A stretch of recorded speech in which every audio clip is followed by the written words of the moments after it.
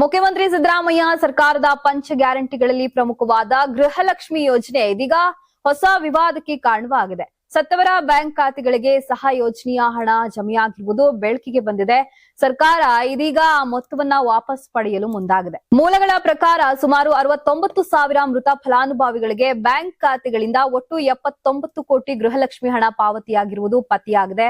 ಮನೆ ಯಜಮಾನನಿಗೆ ಪ್ರತಿ ತಿಂಗಳು 2,000 ನೀಡುವ ಈ ಯೋಜನೆಯಲ್ಲಿ ಮಾಹಿತಿ ನವೀಕರಣದ ಕೊರತೆ ಕಾರಣವಾಗಿ ಈ ದೋಷ ಸಂಭವಿಸಿದೆ ಎನ್ನಲಾಗ್ತಿದೆ. ಈ ಬೆಳವಣಿಗೆಗೆ ಸರ್ಕಾರ ಆರ್ಥಿಕ ಒತ್ತಡ ಉಂಟು ಮಾಡಿದ್ದು ತಪ್ಪಾಗಿ ಜಮೆಯಾದ ಹಣವನ್ನ ವಾಪಸ್ ಪಡೆಯಲು ಕ್ರಮ ಕೈಗೊಳ್ಳಲಾಗಿದೆ.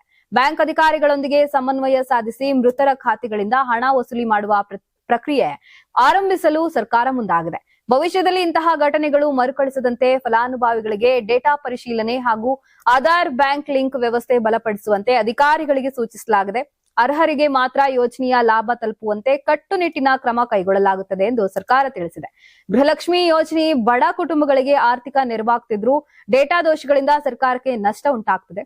ತಪ್ಪಾಗಿ ಪಾವತಿಯಾದ 79 ಕೋಟಿ ರೂಪಾಯಿ ಹಣವನ್ನ ಸರ್ಕಾರ ಹೇಗೆ ವಾಪಸ್ ಪಡೆಯುತ್ತದೆ ಎಂಬುದು ಈಗ ಕುತೂಹಲಕಾರಿ ವಿಷಯವಾಗಿದೆ.